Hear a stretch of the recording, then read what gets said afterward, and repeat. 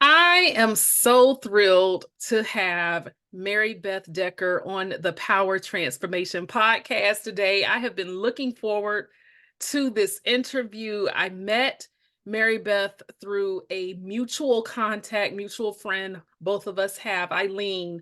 And I am so glad that I was able to learn about Maribeth. And for those of you out there like me who are animal lovers or who own pets, I've had pets ever since childhood. This conversation today is going to be right up your alley. So, hi, Mary Beth. Welcome to the Power Transformation Podcast. Hi, Alethea. I'm so glad to be here and I get to talk about animals and communicating with them again. Yay! Indeed, yes, you do. And I'm so excited. And we're going to jump right into this interview. But I always like to ask my guests just a random question, something fun at the beginning, so that we as the audience can get to know you even more as just a person. And so this is the first question that I'm going to just ask you today. Mary Beth, what was your first pet? What was their name? Who were they? And tell us a little bit about them. My first pet, that I let's see. I wonder if Tom counts. My grandparents had a cat named Tom, and I only know that because they told me, but there's a picture of me being, that somewhere around 2 where you're walking around, but you're still little. And there's a picture of Tom and me, so less than 2 feet tall. And he's looking down into a little gully next to my grandparents' house. And I've got my arm around him and I'm looking down there too. And I love that picture. I got that in my mind and I've never forgotten it. But that was my grandparents' cat. But I was like, wow. So Frisky was the first cat we had, and well, when you say Frisky, I have to say Ralphie too. And they Oh, they were indoor outdoor cats, and so they would follow us to school through going through the bushes and slept with us and all that stuff. Lots of good memories. that is beautiful. And when you said the name Frisky, my mom growing up had a dog named Frisky, actually. So Oh my goodness. she sure did. So that is something else. And so thank you for telling us about that. And I love cats. I didn't own a cat as a child. Growing up, I had more exotic pets, from lizard to parakeet to things of that nature. Fish, lots of fish. And we had a guinea pig that actually belonged to a teacher at a school where my mom taught, but she would often let my sister and me take Cupcake home for weekends, or sometimes just to have. And yes, that was the guinea pig's name, Cupcake, and Cupcake was the sweetest. But then now, in terms of cats, I have a beautiful cat, a baby boy named Buddy. He's 4, and he's snuggly and cuddly, and he likes his kisses and everything else. And everybody that Oh, knows Buddy, he is the cat who has made people who have told me they can't stand cats love cats now because of Buddy. So oh. that's really exciting. So, Mary Beth, if a person were to ask you this question, what would you say? How would you describe her? Who is Mary Beth Decker?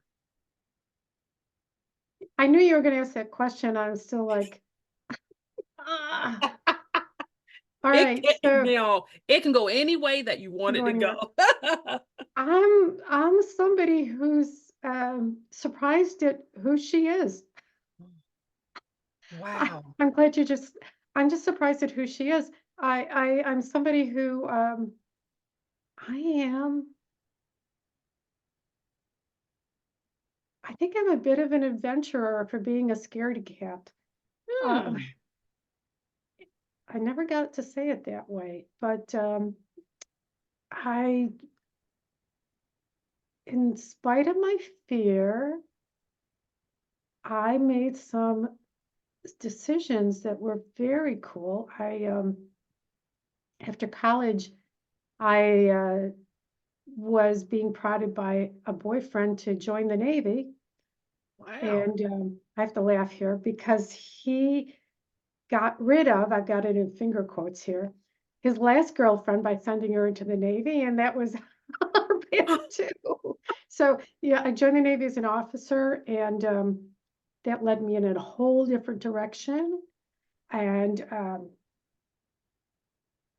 and I loved it. I Wow. loved being in different cultures and being with different people, even different people from the United States. Once you join the military, all kinds of people are in your life Mm. that weren't there when you were, well, at least for me, kind of a small neighborhood, small place, small suburbs.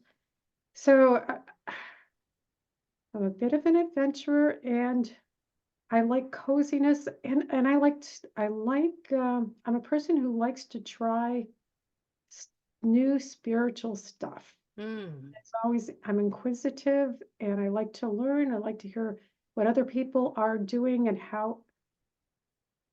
Let's see, who am I? Wait a minute. I just want to pause you here Yeah, because if a person were to describe the word humble in a dictionary, your picture would be right there because I am just giggling at how casually you say, I'm a scaredy cat, but yet, Mary Beth, you joined the Navy, you joined the military. Everybody can't do that. I know. That's pretty brave. It was. That is And courageous to me. yeah, Wow. and it's very, and yet there's the scaredy cat part of me, and yet sometimes I'm bold, jumping, repelling down Mm, stuff, not for the Navy, actually for my self-growth. So yeah, I've got those two pieces, maybe because I'm a Gemini. I've got that's one of the things, maybe. scared and yet doing it. So That is absolutely commendable, and thank you for your service, thank you. truly, thank you. Although I'm not military, I have lots of relatives and, of course, friends that I know who are, but I do appreciate all of your service. Thank you. Thank you. Thank you. Mhm. So, I will segue now because I know that that was a little challenging, but I think this is a great starting point in that, okay, animal communicator, intuitive, you have been somehow empowered with this gift that is quite different and quite interesting and rather intriguing in my perspective of it. But what I'd like you to do now, Mary Beth, is how do you go from the Navy to realizing, hey, I have this gift and I want to use it to help others. So, first of all, before you even answer that, what is an how can I explain this? What does an animal communicator do? What is it? Explain that to us. Great, great way to start. Um, my way of saying it is that we have tapped into something that everybody has, Hmm.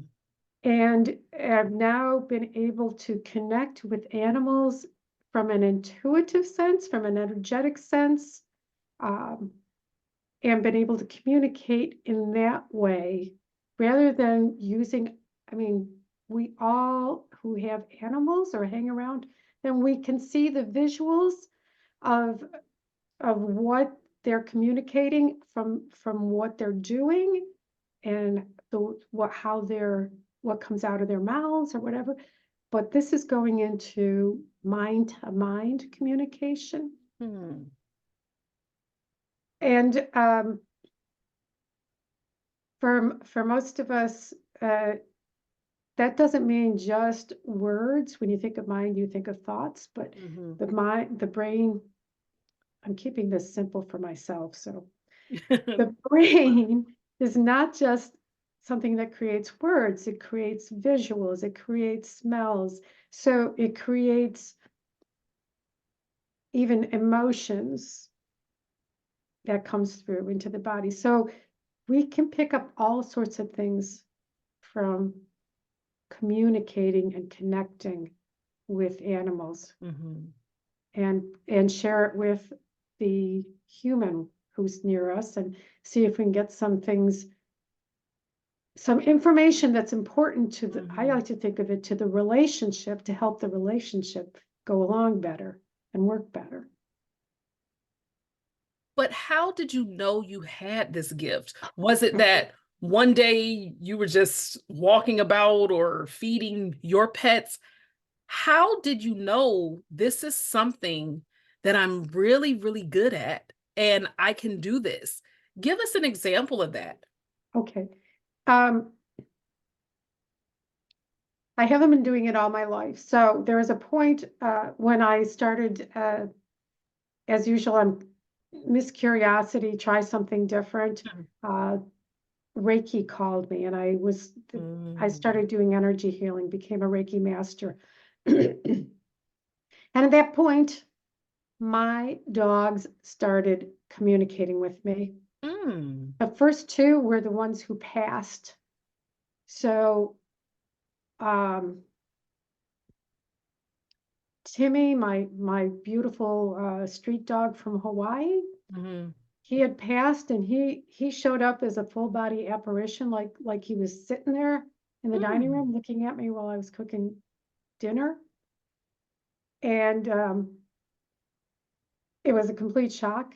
I wasn't ready for it. I wasn't expecting it, and he had a big grin on his face. I knew he was happy. I knew he was the Timmy still existed, and then he was gone. But I knew that he had come back to let me know everything was good. Wow. Um, yeah, and then another my doggy. I'm looking at her picture over there, staring over there. My doggy. Oh goodness, let me look at her picture again. Oh, Eddie. It's a girl. Mm. She had passed, and I had to go to an annual meeting. I was still working full time for a lovely association, and I was heartbroken over her loss. And she actually, I felt her presence with me as I was traveling on the plane to the Mhm. city where we were going to have our annual meeting. And I was, as many times as I've told this story, I love this. I'm sitting in the aisle seat and I'm petting her, and she's in spirit. So I'm thinking, I'm sure these people behind me are like, who is this woman and what is she doing? But she stayed with me, and she was there. And a couple more things happened, and then my friend Mary finally said, "That's called animal communication, Mary Beth." Mm. Oh, then I Wow. started to get some training in it, and I had already started working with people. Mhm. But when you work with people who want me to communicate with their animal through animal communication, I got them at a new open-hearted level. So not only I Mhm. get to talk to the animals, but I'm working with people who love them. Yeah. It's a good combination. Now, even prior to this, because you say some key things that has me more interested and compelled to really ask you this. But in terms of your experiences, do you think that you already, even at a younger age, prior to the Navy, those of us who have certain senses or spiritual gifts, was your intuition there even before you realized you could connect with animals? Because when you talk about you saw this apparition and the animal in spirit form, did you have experiences even with people in terms of apparitions or spirits, or has it only been with animals? Um, like I did have a spiritual experience with the creator Mhm. in my tweens. I guess that's the word they used Uh-huh. as Yeah. youth, you Uh-huh. know. Okay. And I understand that. I asked God if God existed Mhm. because I'm like, all right, I've been listening to this for X number of years. Mhm. Dude, and I had an incredible experience where God, and I'm not going to use he or she because it didn't seem to have a masculine feminine quality. Mhm. Spirit, yeah. Mhm. Spirit Yeah, it's spirit. Mhm. pulled themselves out of my sense of existence, and I felt the loneliness and the despair without, and then they brought themselves back into the world. And it was as if somebody had taken the oxygen out, out of our lives and then brought it Mhm. all back in. And at that point, I knew that spirit was loving, intelligent, um, obviously caring, and would even waste. I was going to say waste their time, but that's what it felt like. I'm Wow. just some kid living outside Buffalo, New York. You Mhm. came to me, so Mhm. I felt really loved. I felt like, wow, I got that one down now. God exists, spirit exists. Mhm. Never going to have a question about that. And so, Um, yeah, so I ask that because of the fact there are some people, and I'm not going to make this about skeptics, but what I am going to say is that I have heard throughout my life there's a group of us who believe that animals themselves are simply more than just these inanimate objects, so to speak. And then you have a group of people who say animals don't have souls or aren't spirit and they're just here, right? So I'm sure in your life, and I don't want to make assumptions, so definitely correct me if I'm wrong, you may have encountered skeptics who just say, this is just fooey, this just doesn't make sense. But in your work, what empowered you to say, I don't care what skeptics are going to say or people who don't think it's true? What compelled you to actually say, I want to start helping people in this area of animal communication? I want to be able to take on clients or to help people communicate in this form and to even perhaps grow closer bonds with their pets. So what led you to that in spite of people that may just think this is just a bunch of nonsense? I've met those people. Mhm. They say things like, I already know what my dog is thinking. He wants belly rubs and treats. If that's all you think, you sure are. You're like, I'm in Oz and you're still in black and white, my friend, Mm. TV. Mhm. Back to that. But what I think my dog Tibor did it for me. He passed away last fall. He was a really tough rescue case. Um, and he had fear aggression. He was a 50-pound dog, a Shar German Shepherd mix. And but we loved him. And even the rescue said, well, we'll take him back. I said, Mm. no. So I practiced my animal communication on him. With him is a better way. It's Mhm. not like surgery, you're actually communicating. Um, he decided he liked sleep in the bed with me, but he wasn't going to share it with my husband. That's not going to work. That's not going to work. So we actually had a communication about it. And I said, I'm going to get you your own big bed. I still had one from my dog Mitsubishi, who had passed. Mm. I said, I'm going to get you a new one. That's going to be yours. This is daddy in my bed. You're welcome to come on it, but you're a guest. That bed is yours and nobody else's. And so I made a point to pick the cats up and take them off the bed. Like, no, that's Tibor's bed. So he really knew it. He switched, and he went to that bed. He loved it. He came up. He'd be with us for a while. And he went down. I said, "Wow, what it, this can work. It's what if we could do this in more and more cases? What if I Mm, can't help others and help with physical stuff? Isn't that worth it? People don't want to use me. That's okay. mhm, There are enough people out there who are like, yes, please help mhm. me out." Yeah. Yeah, So you started Sacred Grove.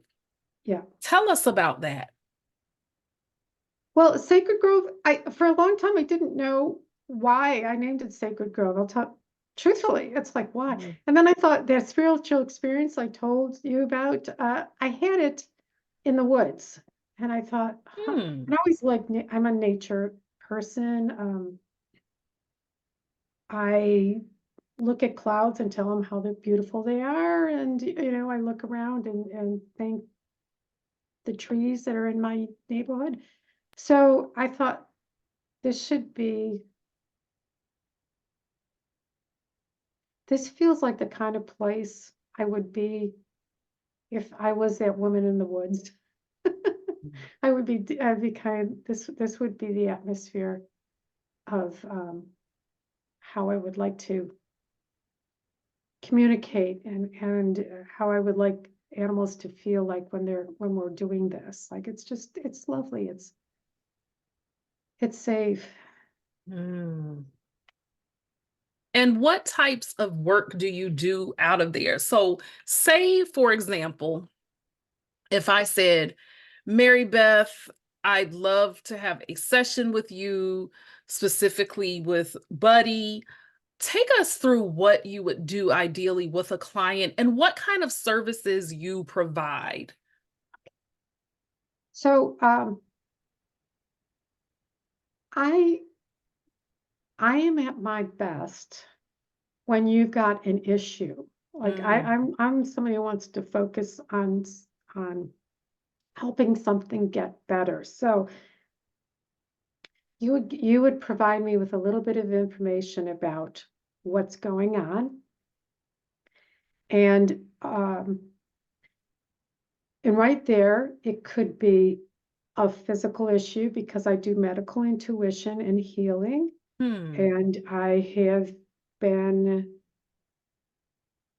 pretty accurate about body stuff, not in diagnosis, but pointing out where things are off and how they're off and Wow. stuff like that.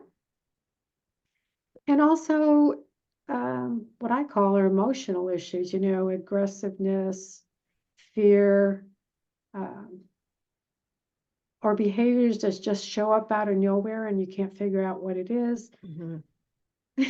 And cats that don't use the box, the litter Yeah. box, comes up. Doggies who bark on more than they need to when they're on walks, things like that. So really basic, and also the big things. So we find out what it is, and then I go in and I have a picture of them. We usually most of us do Zoom or some phone. Mhm. Uh, I talk to him, check and see if we can communicate, and then I ask him what's going on. And from there, I explain it to the human. Here's what I'm picking up. And then we start to have a conversation back and forth. Um, and in the conversation with basically it's the three of us, I'm the interpreter. Mhm. We I also use sacred divine guides, and I will say, all right, so what's the best path to doing some help for them right now if they want me to do healing, and it can be healing for emotional stuff or physical stuff, um, and we'll go from there. And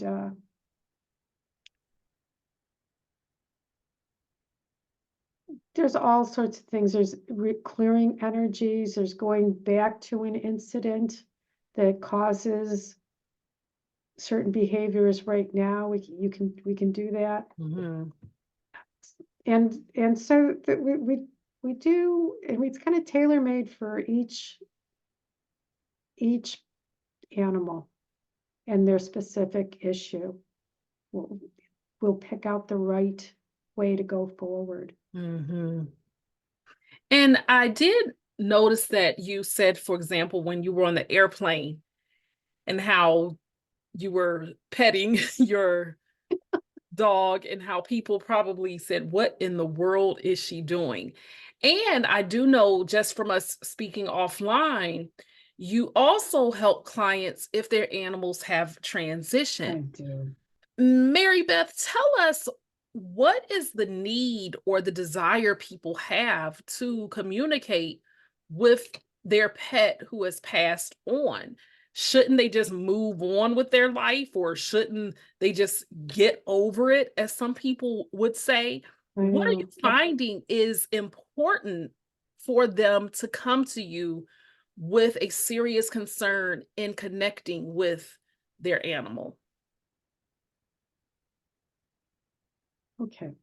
There's no, I wrote a book, Peace in Passing, Comfort for Loving Humans During Animal Transition. And I rewrote it I guess it's a couple of years ago now. Mhm. What I'm going to answer that question, get a little bit bigger. Of course. Take your Okay, time. Mhm. thank you. Mhm. I realized that our grief as humans doesn't start at at the moment of our pet's death. It Mhm. actually starts when we get that horrible diagnosis. I'm almost crying because I'm thinking of it anyway. It's okay. Yeah. It's that horrible diagnosis, or we just start to see them going downhill. Uh, my little Stella, she started to lose hearing and sight, and Oh. kind of walk into things, and she lived for quite a while, but still, for me, I could feel the emotion of, oh, Mhm. crap. Yeah. And so I work with people all the way through that, wherever they're at. If they want to know what does their animal need right now, how are they physically feeling? Is the medication simple things? Is the Mhm. pain medication enough, or is it working? Mhm. Also, what would be most helpful? What can I do for them that will make them happy? And then as we Mhm. get closer to their ending, we can, and I've done this so many times, we can let them know. Uh, I can, well, I'll just say it, stepping back, I can let the people know how their beloved companion is feeling physically or mentally. And there's a certain point when you hear it Mhm. and you go, oh, they're not having fun anymore. And I also can get the the people and their companion ready for the transition, Mm. and so that there's a little more peace. Sometimes they want to say things and they want to hear things back and forth. And then afterwards, just connecting to make sure that they're okay, that they haven't hurt, well, honestly, that they don't have any grudges. Like, you put me down, and I'll use those words, they're harsh. You put me down too soon, or how come Mm. you waited that long? I'm so mad at you. So they can have that conversation and let that worry Mhm. disappear, because I have not met any animals yet that are holding grudges.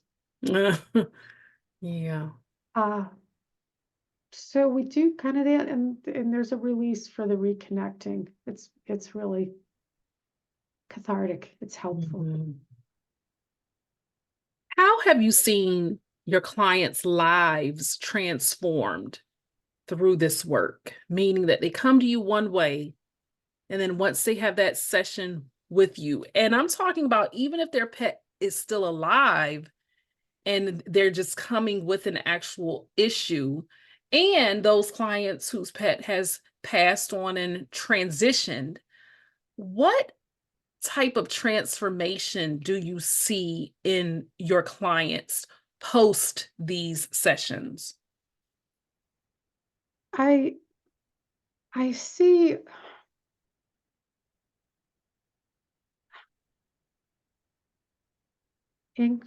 Let's see.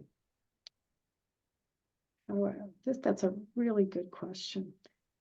I noticed more compassion. Mm. And now, these are not people who come to me are not uncompassionate, Of course, yes. right? Mhm. I got to say Yes. that. Like, I'm not putting Uh-huh. anything against that. Yes. But for behaviors that are difficult, um, there's some more insight into what the cause was, and that gives them, with the compassion comes more patience. Mm. Um, there's a willingness to work with them, to remember what the animal said that was helpful and comforting, and they're giving more of that. Mhm.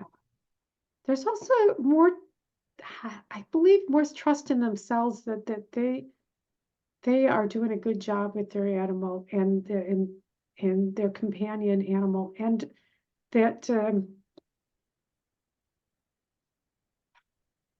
the in the best cases, I see a reigniting of the love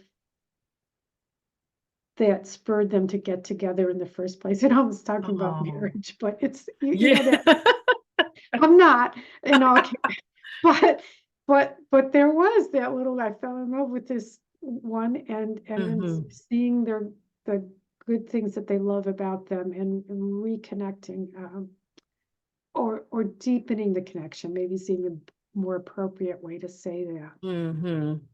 It's really Wow. beautiful. That does seem beautiful because I can only speak for me, but I know that animals and specifically cats, I've never owned a dog. I've been around dog, but I've always had a connection when it's come to cats. And then oftentimes, even with my own cat being a rescue, he chose my sister and me. We didn't choose him. So now with my sister living one place, I live another place, we actually share custody, so to speak, but he's happy with us both. He just wants to be loved. But he literally appeared when we were living together. He literally showed up at our doorstep, literally. And then when we took him to get assessed from the Humane Society in Washington, D.C., that's where I lived at the time, they did some tests and could tell that his prior owners abused him. And we got him when he was only 1. And with him being 4 now, just the transformation in him of knowing he's safe, he's loved, he's comforted, he's okay, he's in our family. I talk to him so gently, and the way he purrs or closes his eyes, nobody can convince me otherwise that pets and animals are more than what meets the eye. And so, therefore, Mary Beth, in you doing this work, how has this changed you? Uh, um, this, um, I've worked with so many people and so many animals in different situations, and I have seen their love and the hard decisions that they've had to make. So I think the biggest thing that comes to mind is I have I have lost judgment towards Mm, anybody's decision about at least the people I'm working with, about what they're doing for their animal, because I have finally seen very tough places where the hard decisions need to be made, and because they love their animals so much.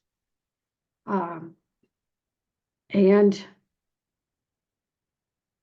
that has also led me to have more compassion for myself around my own animals and being able Mhm. to sit and reconnect with my love and not just well there's that human judging part that we want our animals to be perfect. Mhm. You know that's something that I still wrestle with, and so the ability to work with people and their animals and see their dedication, Mhm. that brings me back to myself and working with my latest little guys and having the dedication. Um, what else? And I think it's compassion and non-judgment has really increased for me. Mm. Big time. So Mhm. big. Wow. Now, Mary Beth, when you're doing this work, and I'm just curious, when you're communicating with animals, do you get more of senses or are you actually hearing audible words that they're bringing through to you? So, is it a combination of both? How do you communicate with them and how do you hear them? That's what I'm really curious about. Well, it's for me, it's a lot of fun.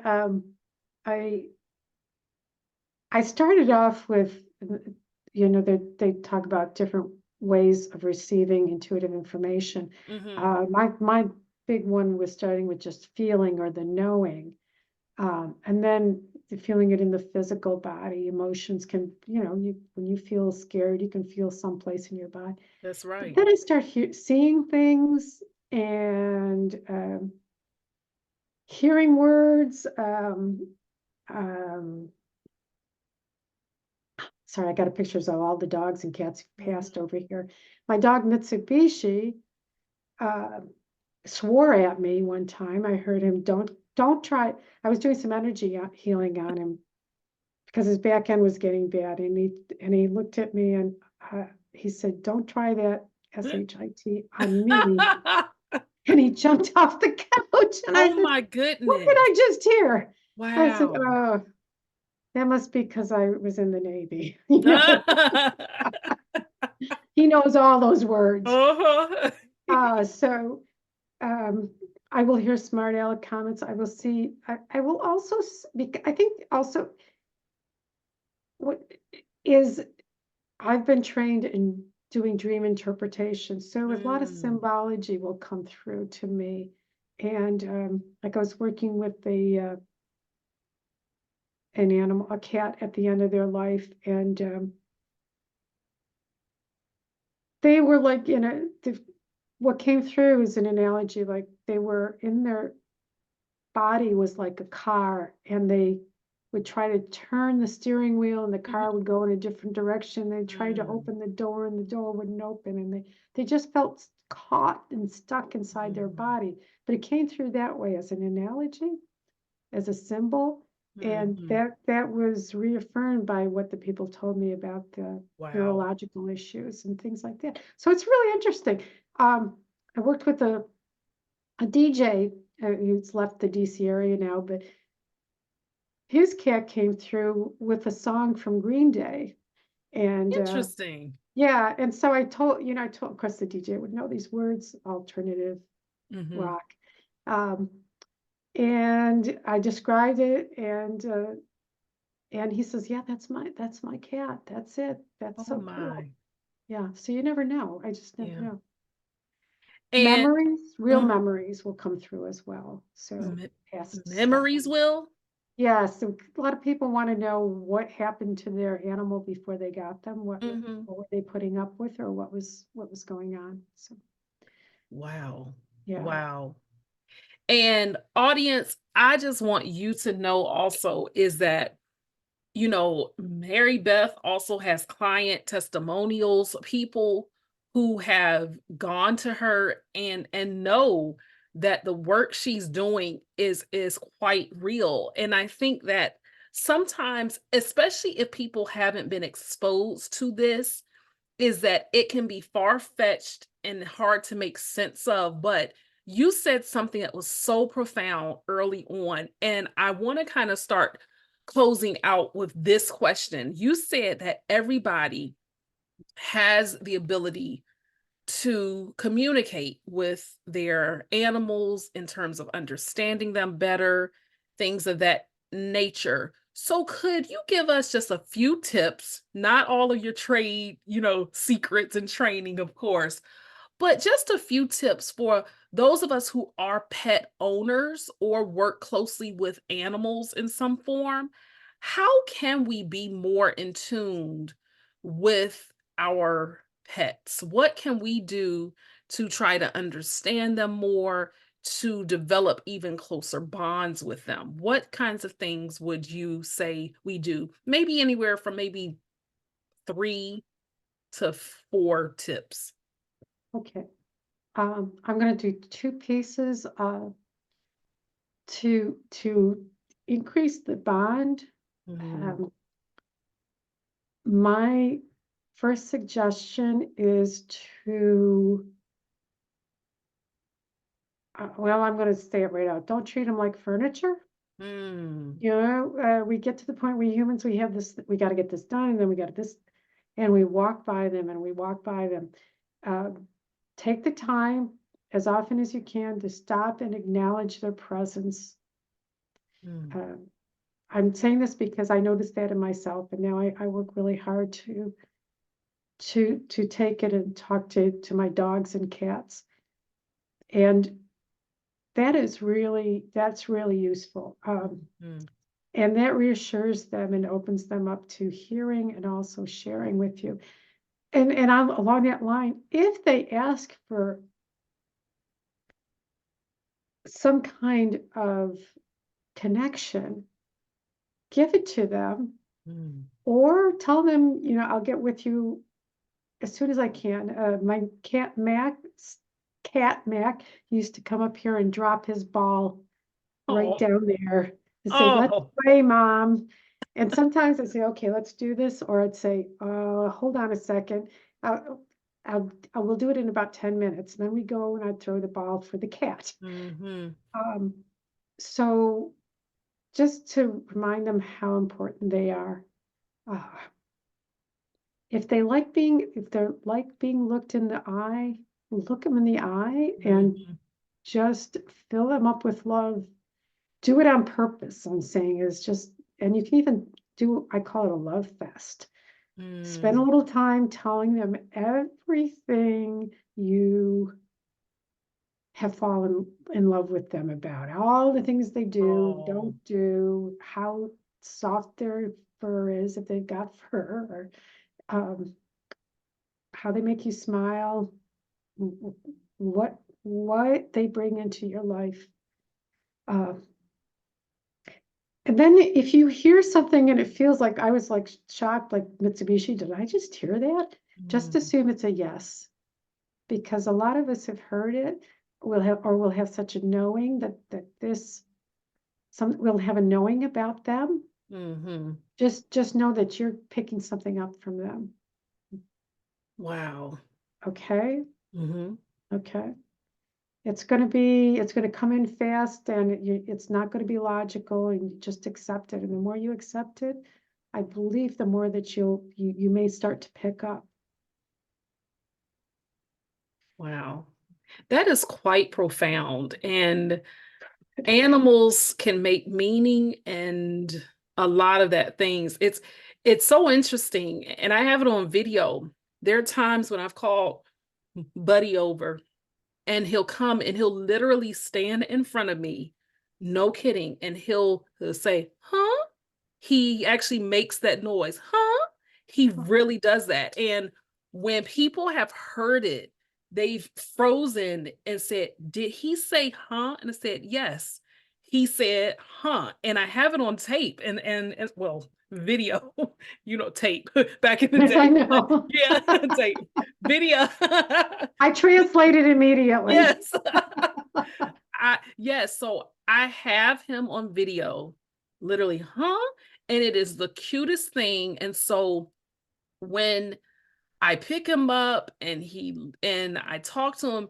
He looks me in the eye. It is so amazing. So these tips that you've given, I think will be very helpful to everybody. And Mary Beth, if a person wanted to connect with you, and of course I'll have this in the show notes, but say that they're listening and say, you know what? I would love to connect with her. I'd like to have a session. I want to learn more. Mary Beth, how can people connect with you? Um, I would send you first to my website.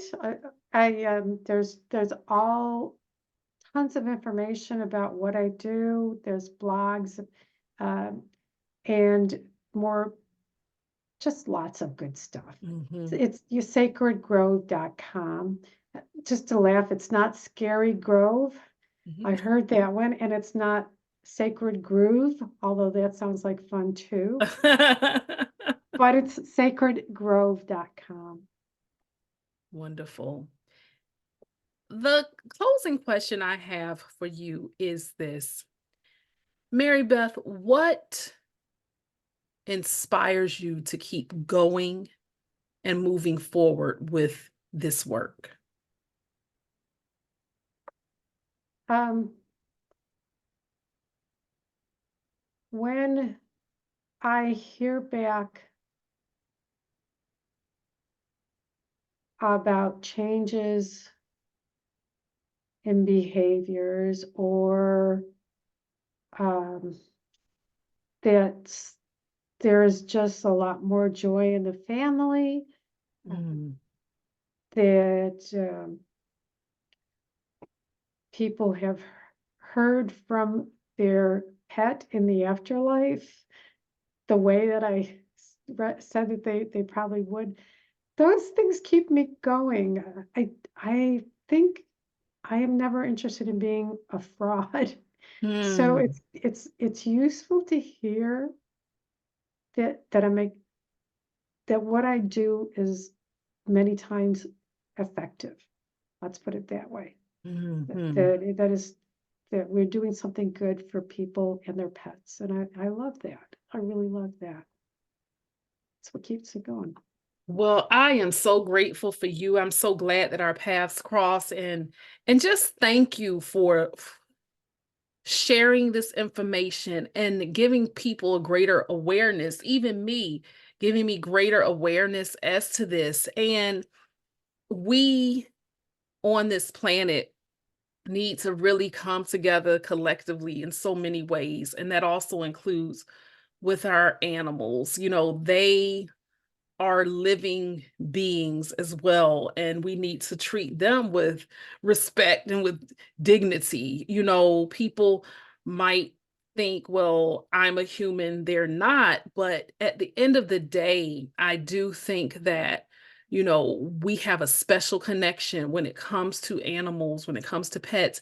And if we'd only just pause, just to stop, observe, take a listen, we may really be quite surprised at all the wonders and the mysteries that God has left us just to unlock if only we'd step outside of our comfort zone. And I'm glad that you're doing that work, Mary Beth, which causes people to think of things in a different way and causes them to truly be empowered to want to just be better towards their pets, but also they might learn a little bit more about themselves as well.